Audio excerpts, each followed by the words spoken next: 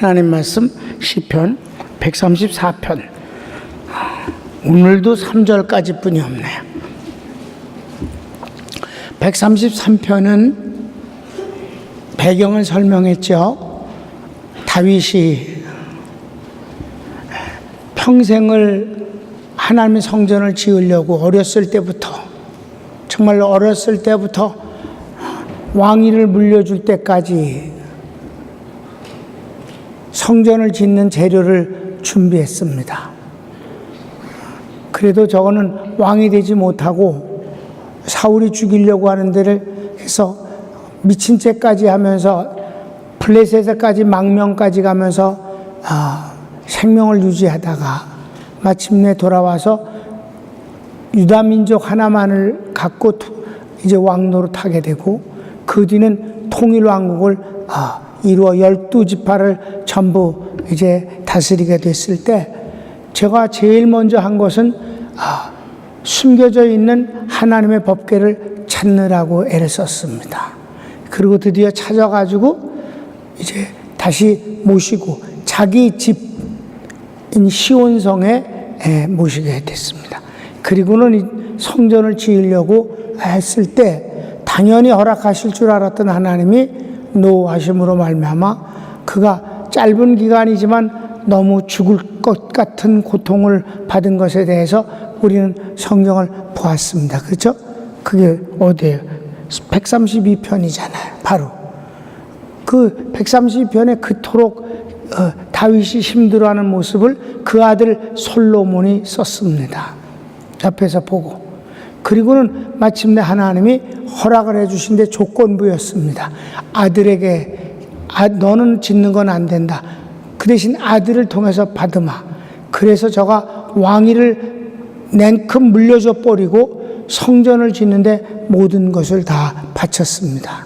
하나님은 뒷구녕으로 하나님과 다윗은 모든 아름다운 것을 다 했습니다. 다윗이 드린 모든 것들을 다 받으셨고, 대신 하나님은 성령님을 통해서 다윗의 손으로 설계도를 그려주셨습니다. 그래서 완성하게 됐어요. 이런 일련의 배경, 다윗의 일생의 배경과 성전 건축은 나눌 수가 없는 일이에요. 그런데 통일이 된 나라에 그 어마어마한 규모의 아름다운 성전이 만들어지고, 그리고 이스라엘 백성들이 북쪽에서부터 동서남까지 전부 몰려와서 성전에서 새로 된 성전에 몰려오는 것을, 시온성은 바로 성전 바로 옆이거든요. 그러니까 그 시온성 자기 성에서 내려다보면서 백성들이 구름대 같이 몰려와서 예배를 드리는 모습을 보며 이렇게 즐거워하는 것이 바로 133편이었습니다. 그래서 그 아름다움을 대제사장 머리에 부어 흘러내리는 기름 같다라고 표현하면서 너무너무 좋아하는 것, 배경 설명했죠? 그러니까 3절뿐이 되지 않지만 바로 그 앞에는 132편과 연결되어진, 그리고 다윗의 생애 전체를 알면은 이 133편의 그 짧은 내용이 얼마나 함축되었지만 그 내용이 풍부한가를 알 수가 있는 것입니다.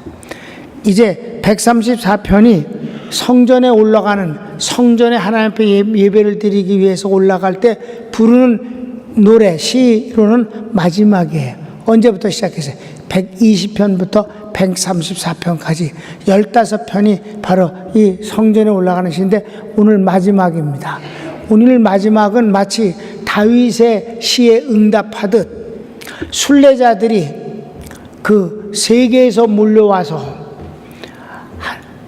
절기를 지키고 돌아가면서 마지막에 밤에 하나님의 성전을 지키며 봉사하는 제사장들을 축복하는 내용이옵시다. 밤에. 그럼 여기서 여러분이 여기서 이제 특별히 밤에 아무도 없는데 끝나고 이제 돌아가니까 마무리된 거잖아요. 평소에도 똑같지만 특별히 이 대순례가 하루하고 가는 사람이 없어요. 마지막까지 하고 한꺼번에 가는 것입니다. 그러니까 그 마지막 한꺼번에 왔다가 여러 날 같이 지내다가 한꺼번에 떠나가는 거예요. 그럼 그 저녁에 떠나가면서 이제 마지막 떠나지 아니하고 성전에서 주님의 성전을 지키며 섬기는 주의 종들, 제사장들을 축복하는 내용이 134편이다. 이해되셨어요? 그럼 이제 우선 여기에는 없으니까 내가 설명을 해드릴게요. 성전에 이제 밤이 되면 마무리되는 방법이 있는데, 그 성전을 지키는 사람들, 이것도 다 레위인들이에요. 지키는 사람들이 이 문지기들이 여러 명이에요. 그 문지기들 중에서 장이 있어요. 대장이 전부 문을 안에서부터 잠그고, 그 화문이라고 하는 불문이에요. 파이어 도어예요. 그 조그만 문이에요. 거기를 제사장 안에서 섬기던 모든 사람들과 함께 이제 나갑니다. 나가면 안에서 이렇게 횃불을 들고 순례를 하고 지키는 파수병이지, 일종의. 그 순례하는 사람들이 그거를 열쇠를 막고 그 조그만 문으로 낮에 했던 제사장들과 함께 다 나가면 문지기들도 다 나가는 거예요. 이제 파수하는 사람들만 남는 거예요. 그럼 나가요. 밤새 그거를 파수합니다. 그러면 또 제사장도 밤새 그 성전 안에 지키는 사람들이 있어요. 그 사람들은 뭘 위해서 있느냐면 아침 소제를 드리기 위해서 성전 안에 있는 것입니다. 그러면 그네들이 아침 소제를 지내는 동안에 또 그날 진종을 섬길 제사장들이 있잖아요. 그 제사장들이 그 모이는 장소가 있어요. 아침 소제를 지나는 그 사이에 모여가지고 산에 들인 회원이, 그것도 이제 순번을 따라서 하는 거예요. 그 사람이 이제 오늘 어떤 일들을 하길 바라면, 맨날 뻔한 일이지만 하여튼 형식적으로 항상 해요.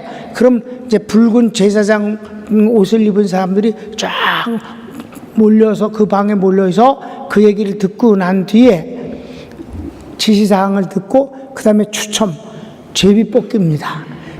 그들이 제비를 뽑아요. 거기서 일 안 하는 사람은 없어요. 각자 맡겨지는 일이 그때 정해지는 거예요.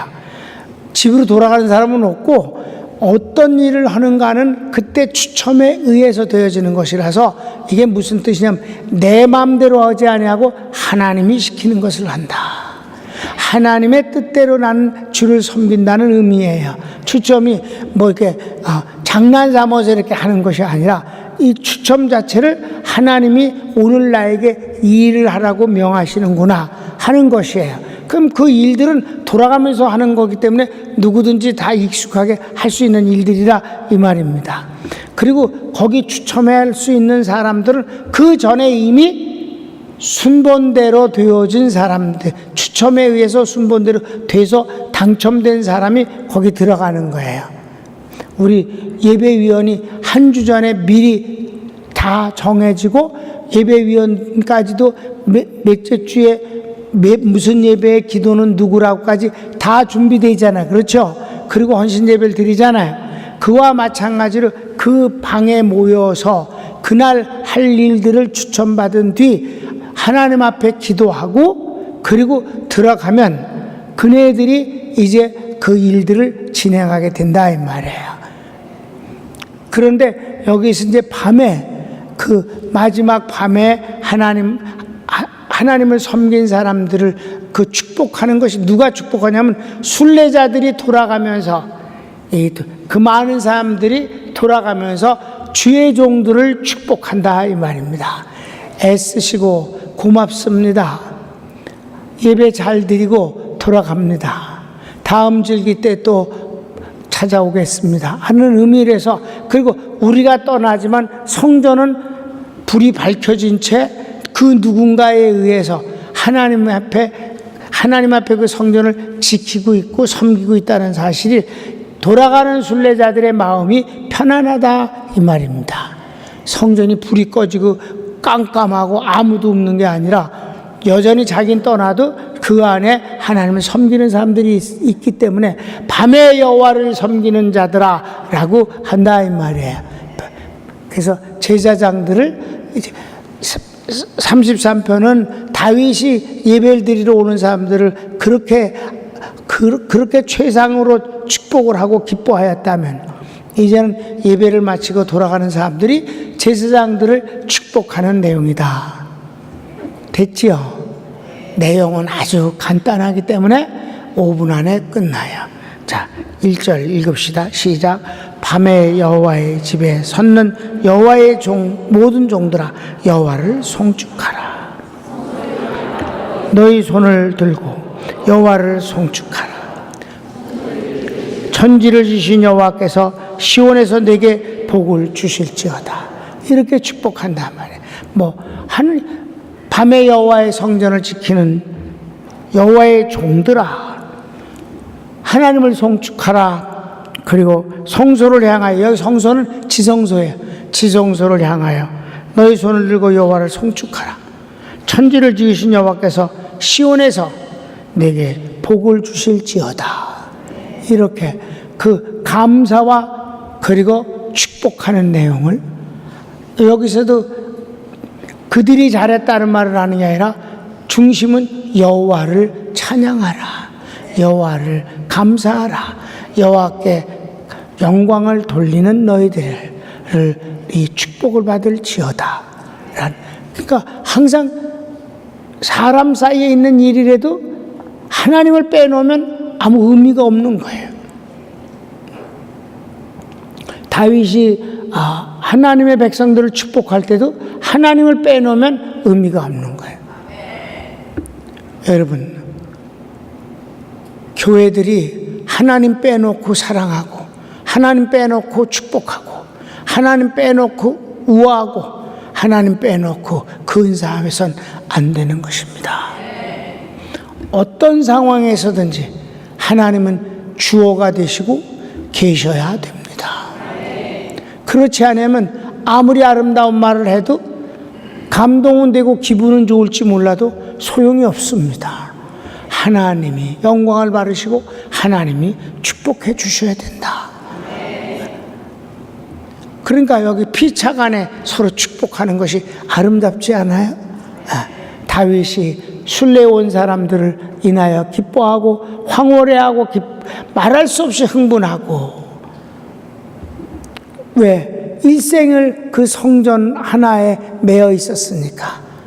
왕위도 아들한테 빨리 내려준 이유가 성전 짓기 위해서였으니까. 그러니까 다윗이 하는 말이, 왕으로, 세상에서 왕으로 있는 것보다 성전에서 문지기로 있는 것이 좋사오며, 세상에서 첫날보다 주의 전에서 하루가 더 좋습니다. 이게 다윗의 진정한 마음이라 이 말입니다. 성전을 빼놓고는 다윗은 생각할 수 없어요. 그래서 성전에서 가장 가까운 집이 다윗의 집입니다. 다른 인간들은 안 그랬어요. 여러분, 성전을 평생 가까이 하는 여러분에게 하나님이 복을 주실 것입니다. 손을 멉시다.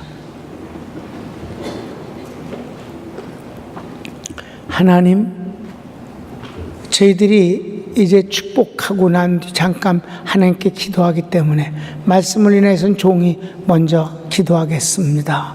하나님, 성전은 웅장한 집이 아니며 그 규모에 놀라고 감탄하는 게 아니라 그 집보다 더 크신 주님이 계시다는 사실 때문이며, 그 위용 때문에 압도당하는 게 아니라 하나님을 경외하는 것 때문에 친숙한 것입니다. 교회를, 신앙은 생활이라고 그랬습니다. 생활은 반복되어지는 습관입니다. 주여, 저희들을 축복해 주소서. 이렇게 금요일 밤이면은 저희들이 하나님을 향하여 찾아 나옵니다. 성전이 아니라 하나님을 향해서 나와서 하나님을 향해 찬양하고 하나님을 향해 기도하고 하나님의 말씀을 듣으며 그 영혼으로 아멘하고 화답하고, 그리고 저희들이 잠깐 시간이지만 하나님 앞에 예배를 드리고 돌아갑니다.